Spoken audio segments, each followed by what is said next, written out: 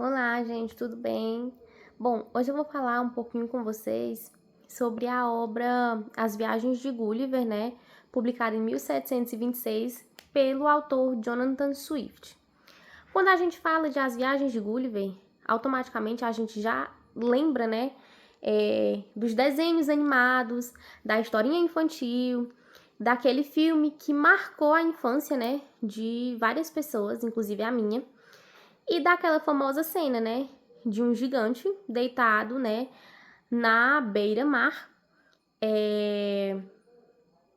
amarrado, né, basicamente seus pés e mãos amarrados. E aí ele sente algo caminhar por cima dele e ele pensa que são formigas. E aí é aí que tanto, né, o gigante quanto os telespectadores do filme, né, tomam um susto quando percebe que são seres humanos, né, pessoas que são extremamente pequenas nessa perspectiva, né? Medem aproximadamente cerca de 15 centímetros. Então, hoje a gente vai falar um pouco, né, sobre essa narrativa considerada até então infantil, mas que não é tão infantil assim. O Swift, ele construiu essa obra com uma forma de crítica um tanto quanto ácida, né? Mas extremamente inteligente e que contém, né, uma escrita bastante irônica. E o que é que o Swift vem criticar, Glenda? Bom, o Swift ele vem fazer uma crítica aos políticos, né, daquele período, à hipocrisia dos governantes, né, e às falhas no sistema judiciário da sua época. E é sobre essas críticas que a gente vai falar hoje. Trazendo aqui um pouco, né, sobre a ilha de Lilliput, onde, né, os habitantes medem cerca aí de 15 centímetros. Ou seja, o Jonathan Swift, ele trouxe, né, essa redução do tamanho das pessoas com o intuito de nos mostrar que quando nós vemos de fora, né, digamos assim, quando nós enxergamos essas pessoas de fora, a gente vê a insignificância, né, trazendo para a nossa realidade, né. Quando nós enxergamos de fora, né, as brigas políticas, as desavenças políticas, é até um tanto insignificante ao nosso ver, né, a nossa realidade. Então, nessa perspectiva, para ilustrar, né, o absurdo da forma governamental, o Jonathan Swift, ele trouxe, né, a demonstração de como funciona as eleições, né, digamos assim, em Lilliput, que basicamente, né, funcionam através de testes físicos, um tanto quanto humilhantes, né, promovidos pelo imperador. Nessa perspectiva, no livro, o Gulliver ele relata que quando um cargo importante fica vago, os candidatos devem dançar e saltar sobre uma corda bamba, e aquele que saltar mais alto sem cair assume o ministério. E ainda frisa, né, que também o imperador estende uma vara horizontalmente, né? E estes políticos precisam saltar por cima ou rastejar por baixo desta vara para conquistar, né, umas fitas coloridas.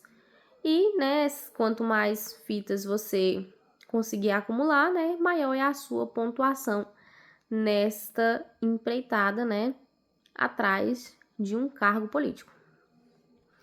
Com essa ironia, o Swift ele adverte que para subir na hierarquia do poder, o sistema muitas vezes exige uma submissão, né, uma bajulação, para agradar os governantes. E nessa perspectiva, a nossa realidade contemporânea, a gente observa bastante essa dinâmica, né? A busca cega por prestígio e a distribuição de cargos por conveniência política, né? Em detrimento da competência real. Além disso, o povo, né, de Lilliput vivia em constante conflito devido a futilidades, né, como, por exemplo, a divergência sobre o tamanho do salto, né, dos sapatos de cada um.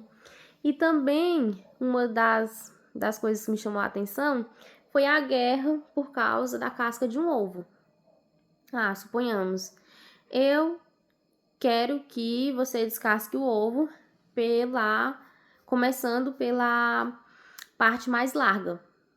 Só que você quer descascar o ovo começando pela parte mais estreita. Aí eu não respeito a sua opinião, você não respeita a minha, então vamos aqui brigar por causa disso. Era assim que acontecia em Lilliput. Infelizmente o diálogo ele era muito pouco. Era na base da você não gosta, eu não gosto, pois a gente vai aqui brigar por causa disso. E era assim que ia funcionando. O que se tornava, né, a situação muito complicada, né? Porque esse povo ele se recusava a ter um diálogo, né, para resolver essas divergências. Então, nessa perspectiva, a gente, né, relembra logo da nossa política atual, onde os debates públicos eles são frequentemente esvaziados por disputas superficiais, enquanto os problemas estruturais da sociedade acabam negligenciados. E aí, passando aqui, né, a gente vai falar um pouco sobre o sistema de leis e o distanciamento da justiça. Nessa obra, o Swift, né, ele explana um pouco, né, sobre os governantes, né, e atinge também de forma direta as instituições jurídicas. Na última viagem, né, o Gulliver ele visita a terra dos cavalos, né, digamos assim. E é uma sociedade habitada por seres puramente racionais e honestos. Então, nessa perspectiva, lá não existe crimes, não existem mentiras. E então, lá também, né, nessa perspectiva, não possuem advogados e muito menos juízes.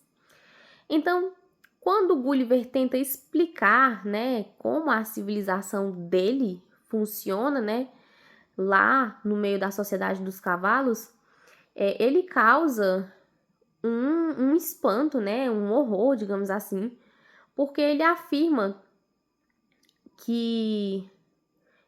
na obra, né, que os advogados são profissionais treinados desde a juventude na arte de distorcer os fatos e provar que o branco é preto e que o preto é branco, dependendo do valor que recebem.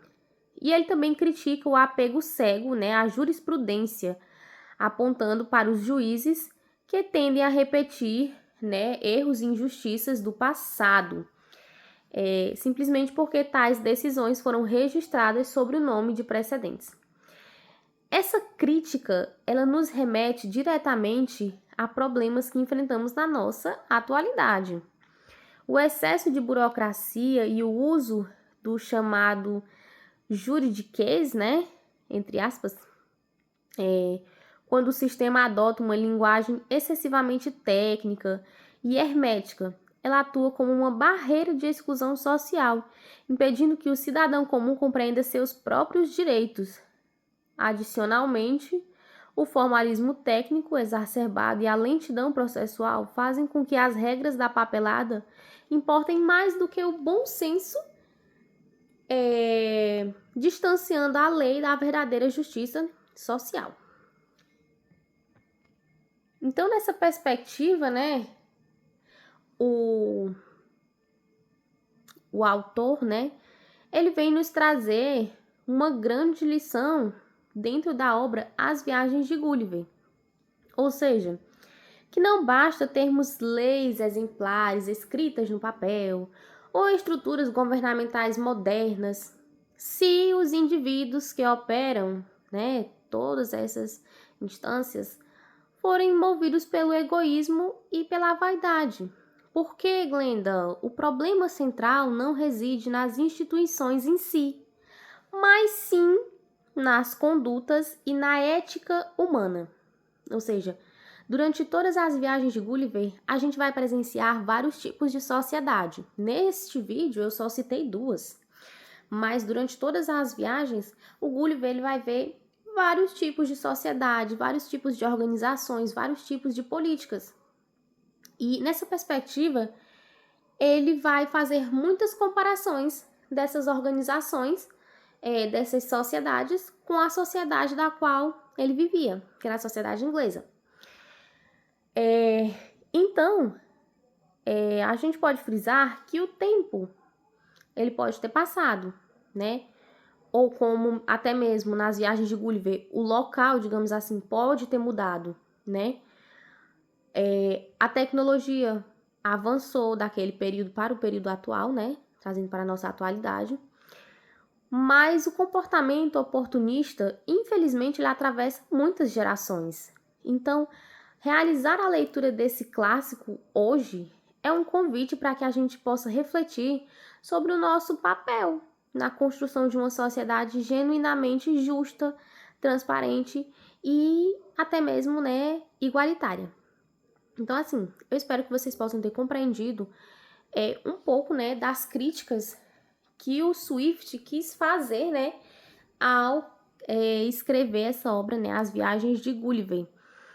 Eu espero que vocês possam ter realizado uma reflexão, né, e que essa reflexão que eu provoquei, né, em vocês, tenha contribuído para uma nova visão sobre o livro, e até mesmo sobre a sociedade, porque ao ler, né, As Viagens de Gulliver, eu pude perceber nas entrelinhas muitas características da nossa política atual, né?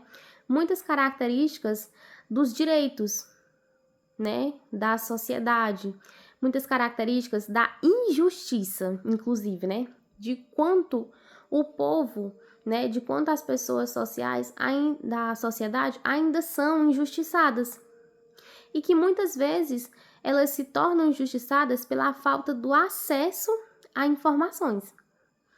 Então, nessa perspectiva, o texto, né, analítico em si, ele vai estar completo com todas as suas referências, né, utilizadas, disponível no blog, né, cujo o link eu vou colocar na descrição. Então, assim, eu espero que vocês tenham compreendido, né, um pouco do que eu quis falar sobre As Viagens de Gulliver, né, porque é muito importante quando você realiza essa leitura, o tanto que você mentaliza, o tanto que a sua reflexão muda, né? Porque As Viagens de Gulliver, inicialmente, parece um texto infantil. É uma historinha. É uma historinha sobre viagens, sobre um homem que viaja por vários locais, conhece vários mundos, várias sociedades. Só que quando você lê com atenção, quando você tem uma visão, quando você consegue enxergar tantas e tantas críticas que tem ali nas entrelinhas, você consegue também começar a criticar a política atual, né? Você começa a criticar a sociedade atual.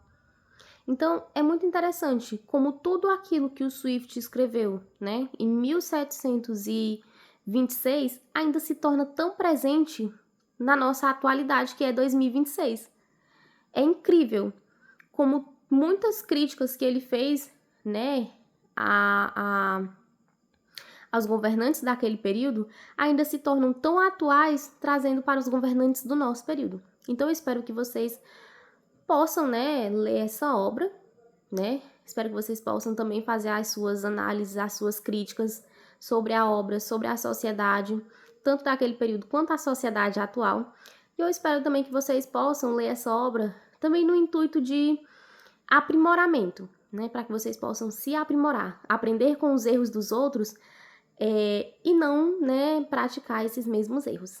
Então, eu espero que vocês tenham gostado, né, do nosso vídeo e vamos aí fazer essa análise.